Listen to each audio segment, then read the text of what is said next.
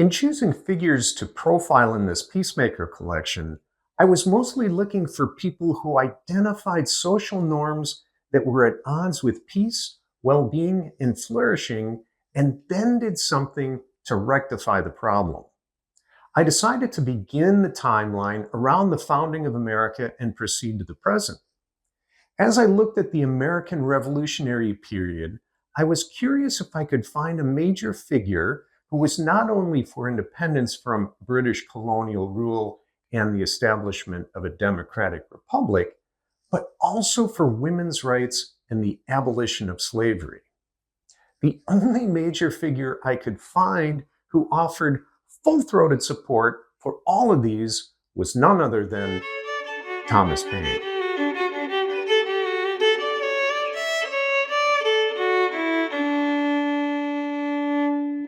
Welcome to the Peace Painter channel, where we explore the lives of historical figures who have helped bend the arc of the universe towards peace, well-being, and flourishing, and ponder how we might learn from their examples.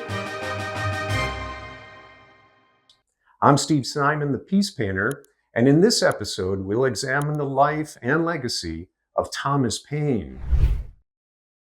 Thomas Paine was born in Thetford, England on January 29, 1737. As a boy, he was curious about a wide variety of disciplines, especially natural philosophy, or what's now called science. He attended the Thetford Grammar School, receiving a total of 7 years of formal education. He did, however, continue learning throughout his life as an autodidact. Every person of learning is finally his own teacher, he would later write. At the age of 12, he began working as an apprentice to his father, a corset maker of humble means, acquiring skills for which young Tom was not predisposed. Seeking adventure and a way out of the apprenticeship, he made a choice at odds with his future passion to promote peace. At 16, he shipped out as a privateer, the now archaic practice of state-sanctioned attacking and looting of commercial ships of nations hostile to your own. His pacifist Quaker father was incensed and hastily precipitated his son's return. Tom Paine resumed his corset-making apprenticeship, and upon becoming a master, left for London to work in the trade. There his activist proclivities first took hold, as he participated in protests for better pay and working conditions. Before long, he left the trade in favor of once again serving as a privateer, a practice he would later condemn. On this tour, however, Paine came into considerable fortune. This enabled him to return to London, where he put his autodidactic skills to use studying science, politics, and philosophy. He attended Royal Society lectures and rubbed elbows with European intelligentsia. After about 2 years, though, his funds ran out. He returned to corset making and later as an excise officer. In 1768, a position as an excise officer brought him to Lewes, a town with a history of anti-monarchical sentiment. It was there Paine's activism first took the form of written dissent. Excise officers were gravely underpaid, causing all sorts of corruption within the practice. In 1772, with the support of superiors who must have recognized his gift for argumentative prose, Paine wrote and circulated a 12-page article directly to the Treasury Ministry and the broader public. An unyielding Treasury Ministry replied to Paine's multiple demands with a one-word retort: nil. It was a moment that galvanized Paine's rejection of aristocracy and monarchy, while simultaneously igniting his philosophical commitment to republicanism rooted in natural law. George Lewis Scott was the high-ranking commissioner who had chosen Paine to write the article. Scott, a well-connected member of the Royal Society, would later introduce Paine to Benjamin Franklin, and the two hit it off. Franklin, 31 years Paine's senior, would go on to call Paine his political son. Paine would certainly have been familiar with Franklin's notes on Iroquois council meetings and observations of their culture. Please see a previous episode for the full background of the Iroquois influence. Now, Franklin's published treatises had been circulated throughout Europe since before Paine was born and stoked philosophical theories on new ideas concerning governance. Europe had long dispensed with the indigenous peoples on the continent, but European Enlightenment thinkers saw in Native Americans a valuable example of man living in accordance with nature. They theorized such noble savages living in spiritual and social harmony with nature would logically have developed a government based on natural law, something Paine yearned to bring into broader experimentation. In 1774, Franklin wrote a letter of recommendation for Paine to immigrate to America. Paine did not hesitate, arriving in Philadelphia on November 30th, 1774. After recovering from typhoid fever he contracted on the transatlantic voyage, Paine contributed 2 articles to the inaugural issue of the Pennsylvania magazine. The articles were so well received that the publisher immediately elevated Paine to editor of the magazine. Paine, it seems, understood his audience quite well and used it to his advantage. For 4 decades, the colonists had already been experiencing the First Great Awakening, a religious revival that shattered the church hierarchy and rejected existing elite power structures. Paine was by now a deist, meaning he accepted the existence of a creator on the basis of reason, but rejected the notion that this creator intervenes with humankind. Nevertheless, similar to Lincoln, who later admired Paine, he was quite deft at using biblical language to connect with the passions of his audience. Paine aimed to leverage their appetite for religious reform into political reform. Many of the influential politicians of the day, including those who would become known as founding fathers, were well-heeled landowners who benefited from the social class structure. As such, there was no unified movement to overthrow the British monarchy, much less a coherent vision to form an independent republic. This was the scene when on January 10th, 1776, Paine's famous pamphlet, Common Sense, was published. Brilliantly written to connect with the common man, it was an inspiringly provocative call for American independence and for the creation of a new democratic republic to replace the old monarchy. Enormously successful, the pamphlet united colonists under the intended common cause and toward revolution. During the early stages of the Revolutionary War, Washington's Continental Army faced many dispiriting defeats. Paine volunteered as an aide-de-camp to General Nathanael Greene and witnessed firsthand the depth to which morale had sunk. This moved him to write a series of essays called The American Crisis. The essays, read aloud by Washington to every Army regiment, succeeded in inspiring the Army to reclaim enthusiasm for the revolutionary cause. As the war continued, Paine's sense of idealism became more evident. He called out war profiteers and also many of his own wealthy friends who, through their status, aimed to acquire large tracts of land in territories west of the 13 colonies. This uncompromising commitment to reason and righteousness, the very qualities that elevated him in the public sphere, would also generate anger towards him. Paine had grown increasingly despondent by the war's end. In October 1781, British forces led by General Cornwallis surrendered at Yorktown in Virginia.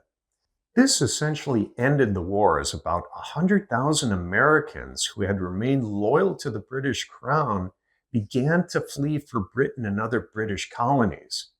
Still, it would be almost 2 years before the Treaty of Paris in September 1783 officially ended the war.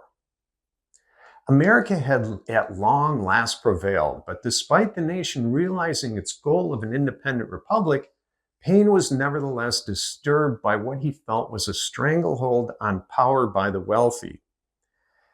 He had also been a founding member of America's first abolitionist society and simply could not reconcile how a nation could throw off the oppressive yoke of monarchy while maintaining the practice of slavery. Standing in sharp contrast to the typical male chauvinism of the era, Paine also advocated for women's rights. Already in 1775, Paine had published an essay called An Occasional Letter on the Female Sex, in which he expressed his empathy for the servile plight of women. In the aftermath of the war, Paine was broke. He had donated all of his royalties from Common Sense and the American Crisis to the war effort. Paine wrote to George Washington in an effort to receive support in soliciting Congress for a pension, but Paine, seeking new opportunity, decided to return to London in 1787. If you're enjoying this channel and would like to support the creation of more such videos, please consider joining my Patreon page. You can also browse my portfolio of art and purchase originals and prints at stevesimon.com. Lastly, if you're interested in learning how to oil paint, please consider my classes on Skillshare. Links to each of these are provided in the show notes. Thank you kindly, and now back to the video. Meanwhile, tensions between Great Britain and France were escalating. Revolutionary winds had crossed the Atlantic and were beginning to blow in France. Again, Paine picked up his pen. In The Rights of Man, Paine made the case that revolution is necessary and defensible when governments do not respect the natural rights of the population, and that it is only by a mutual contract with the people that a government has legitimacy. Paine writes, "The fact therefore must be that the individuals themselves, each in his own personal and sovereign right, entered into a compact with each other to produce government. And this is the only mode in which governments have a right to arise, and the only principle on which they have a right to exist." This, of course, incensed the center of power in Great Britain, which remained loyal to the crown, while simultaneously placing Paine in favor with the French revolutionaries seeking to replace the French king and ruling elite with their own form of liberal democracy. These dynamics led Paine to leave London for Paris.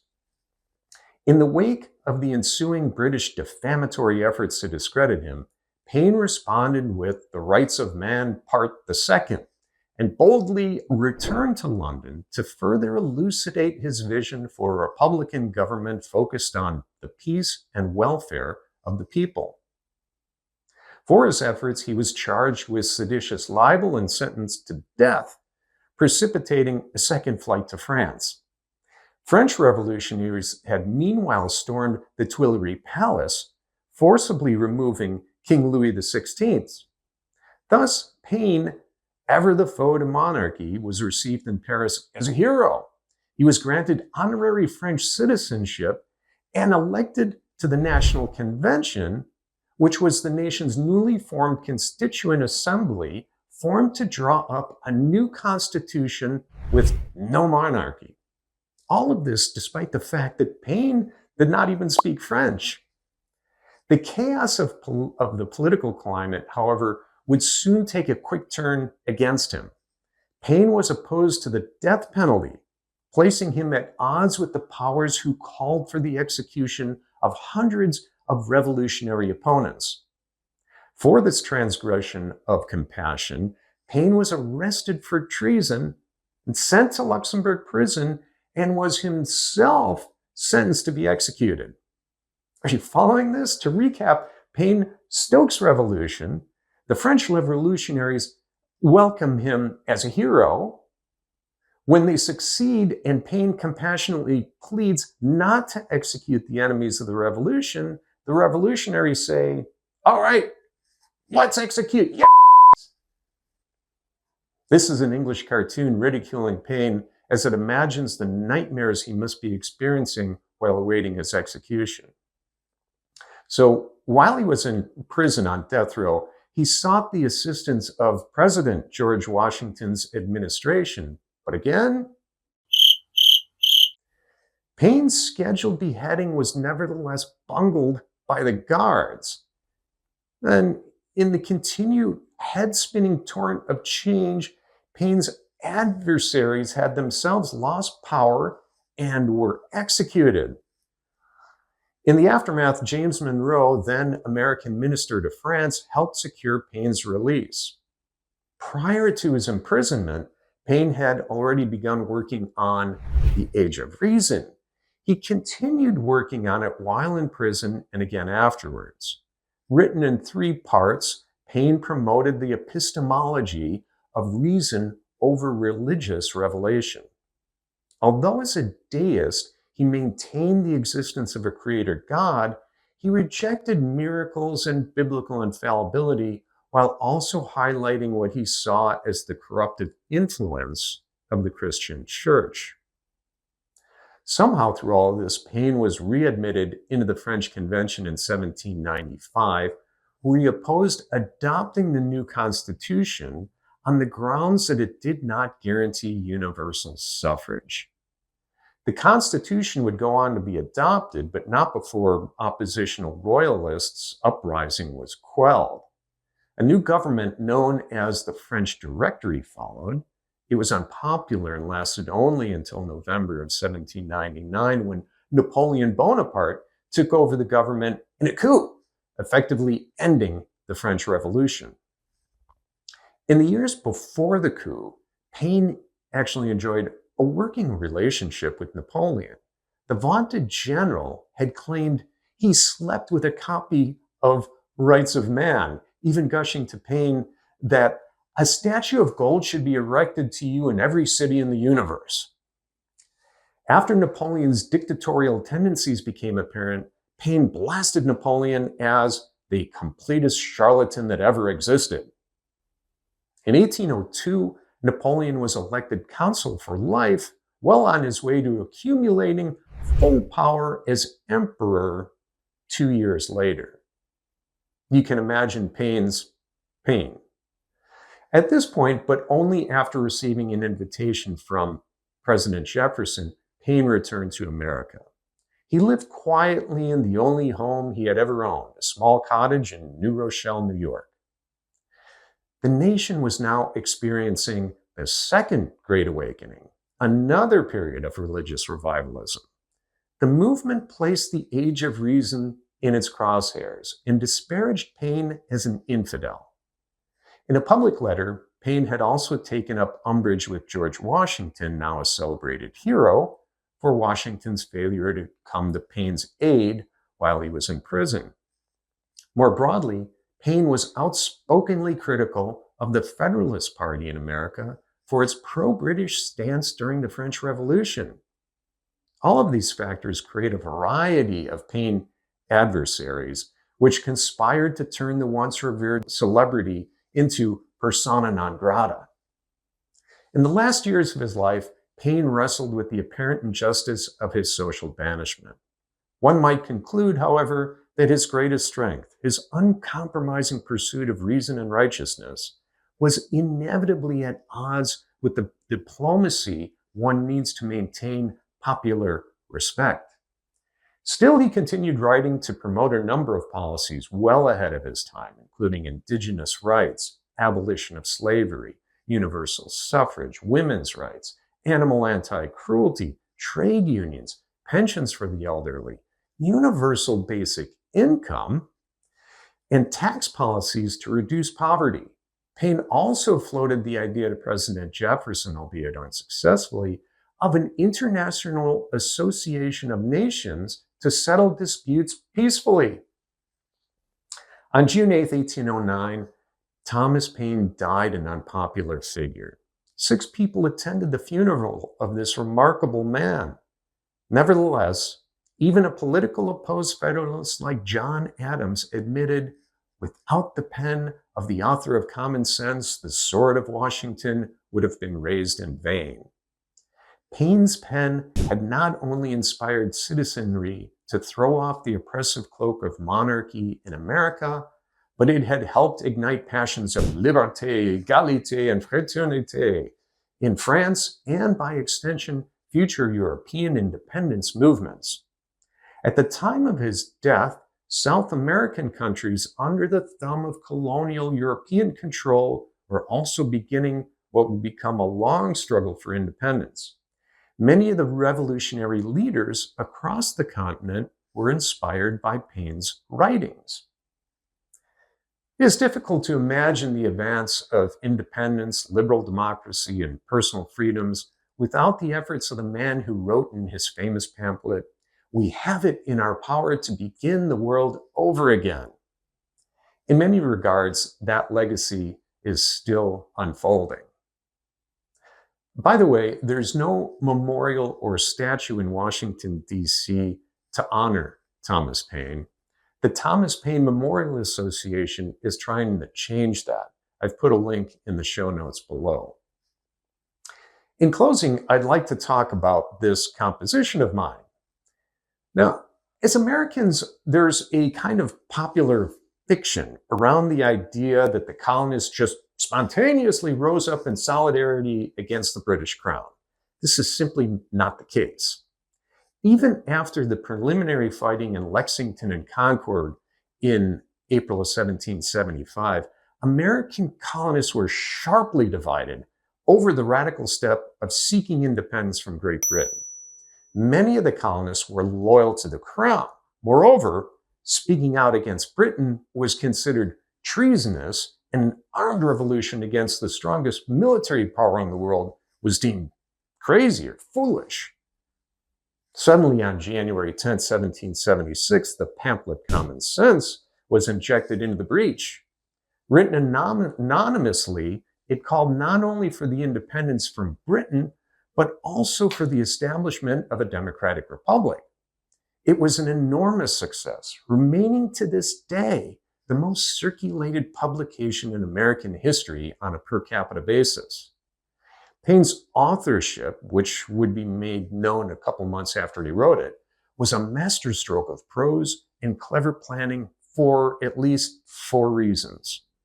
First, atypical of Enlightenment era writing, he wrote in understandable prose directed at the common man. Second, despite being a deist, he wrote with biblical references designed to resonate with his mostly Protestant target audience. Third, he and his original publisher planned its publication to coincide with an increase in King George III's anti-independence rhetoric, thus lending maximum counterpoint. Lastly, and perhaps most importantly, Paine surrendered all copyrights and instead donated his royalties to Washington's Continental Army. The painting is an allegory of that last and most magnanimous point. In one hand, he holds his rich intellectual work. The other hand is extended in a gesture of generous giving. That gift would rouse the cause for American independence, rooted in an egalitarian democratic republic, and by example, many other such causes around the world.